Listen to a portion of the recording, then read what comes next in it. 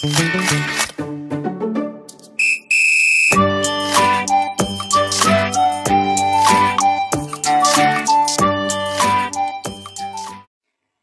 My dear students, welcome back to my channel digital coaching class. आज के আমরা পড়ব দশম শ্রেণীর ভূগোল। বিগত কটা ক্লাসে আমরা পড়ছিলাম দশম শ্রেণীর ভূগোল দ্বিতীয় অধ্যায় বায়ুমণ্ডল। আজকেও আমরা বায়ুমণ্ডলের একটা গুরুত্বপূর্ণ টপিক নিয়ে আলোচনা করব।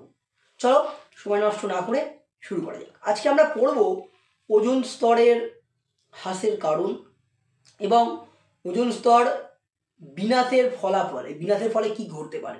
মেনলি এই দু টপিক নিয়ে আজ আলোচনা হবে। ফার্স্ট কি বলবো, ওজোন স্তর বিনাশের কারণ। দেখ, ওজোন স্তর বিনাশ দুটো কারণে হতে পারে, একটা প্রাকৃতিক কারণ, দু নম্বর কি হবে না আর একটা হতে পারে মানবিক কারণ। এবার যখন তোমরা লিখবে এই প্রশ্নটা ওজোন স্তর বিনাশের কারণ 2 নম্বর অবস্থা আসতে পারে বা 4 নাম্বার।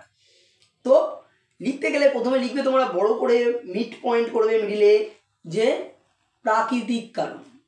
এবারে সাব পয়েন্ট করো 1 নাম্বার দিয়ে যে অতিবেগুনি রশ্মির প্রভাব।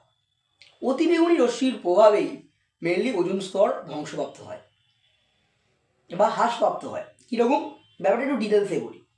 অতিবেগুনি রশ্মির ফোটন কণা আলোক রাসায়নিক বিক্রিয়ায় ওজোন অণুকে বিয়োজিত করে অক্সিজেন অণু এবং পরমাণুতে পরিণত করে, যার ফলেই এই ওজোন স্তরটা ধ্বংসপ্রাপ্ত হয়।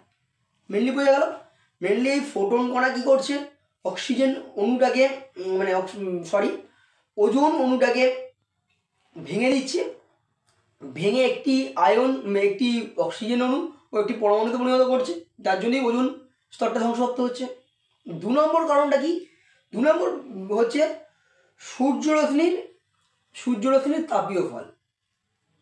প্রায় 12-13 বছর অন্তর সূর্যরশ্মির তাপীয় ফল বৃদ্ধির কারণে নাইট্রোজেন ডাইঅক্সাইড বা নাইট্রাস অক্সাইডের সাথে ওজোন গ্যাসের বা ওজোনের রাসায়নিক বিক্রিয়ার ফলে ওজোন গ্যাস হ্রাসপ্রাপ্ত হয়। এর জন্য ওজোন স্তরও দিন দিন ধ্বংসপ্রাপ্ত হচ্ছে।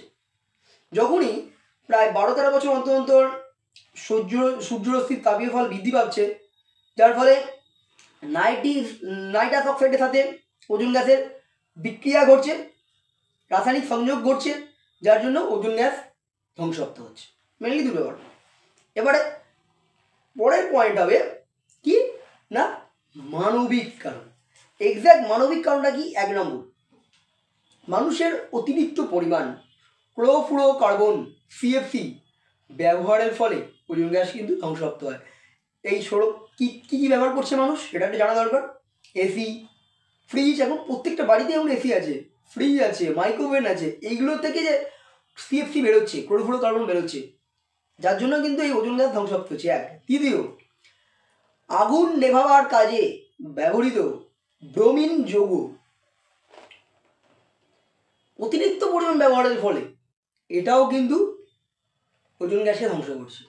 3 নম্বর কি বলবো না হ্যালোন যৌগ, নাইট্রোজেন যৌগ, হ্যালোন যৌগ এবং সালফেট যৌগর অতিরিক্ত মানুষের ব্যবহারের ফলে কিন্তু ওজোন গ্যাস ধ্বংসপ্রাপ্ত হয়। ওজোন গ্যাস ধ্বংসপ্রাপ্ত হলে ওজোন স্তরটা অটোমেটিক্যালি ধ্বংসপ্রাপ্ত হয়ে যাবে, এটা বুঝতে হবে। তাহলে আমরা ওজোন স্তর বিনাশের কারণটাকে 2 ভাগে ভাগ করলাম। ফার্স্ট প্রাকৃতিক কারণ এবং মানবিক কারণ। প্রাকৃতিক কারণের মেনলি 2টো পয়েন্ট, 1 অতিবেগুনি রশ্মির প্রভাব, 2 কি বলেছিলাম সূর্যরশ্মির তাপীয় ফল। হয়ে গেল। মানবিক কারণের মধ্যে আমরা 3টে পয়েন্টকে ফার্স্ট হাইলাইট করেছি। 1 CFCর ব্যবহার, 2 ব্রোমিন যৌগের ব্যবহার, 3 নাইট্রোজেন যৌগ, সালফেট যৌগ এবং হ্যালোজেন যৌগের ব্যবহার। তাহলেই টোটালি কমপ্লিট হয়ে যাচ্ছে। এরপরে আমরা জানব যে এই ওজোন স্তর ধ্বংস হলে আমাদের কি প্রভাব পড়বে। 1 নম্বর, মানুষের চামড়াগুলো, আমাদের শরীরে যে চামড়া সেটা তামাটে হয়ে যাবে। স্কিন ক্যান্সার অর্থাৎ ত্বকে ক্যান্সার পর্যন্ত হতে পারে। 1। দ্বিতীয়, ওজোন স্তর হ্রাসের ফলে মানুষের ইমিউনিটি কমে যাবে, রোগ প্রতিরোধ ক্ষমতাটা কমে যাবে, বৃদ্ধ লোকের ছানি, চোখে যে ছানি পড়ে সেটা বাড়তে আরম্ভ করবে।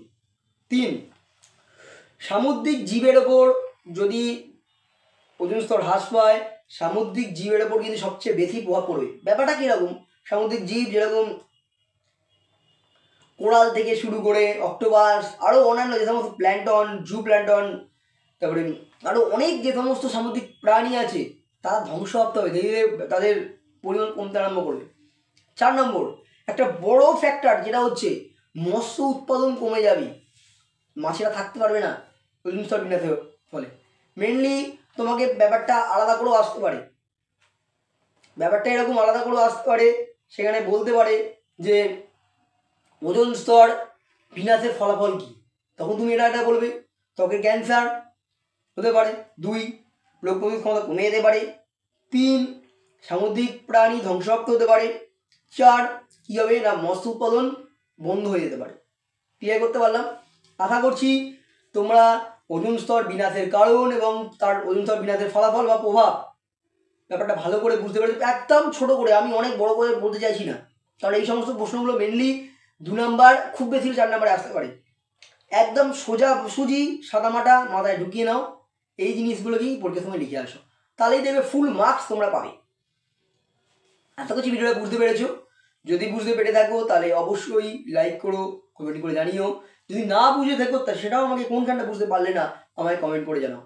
ফিরে আসছি আরও একটা নতুন ভিডিও নিয়ে, ততক্ষণে তোমরা এটাকে পুরোপুরি নোটস করো এবং আমাকে জানাও কেমন লাগলো।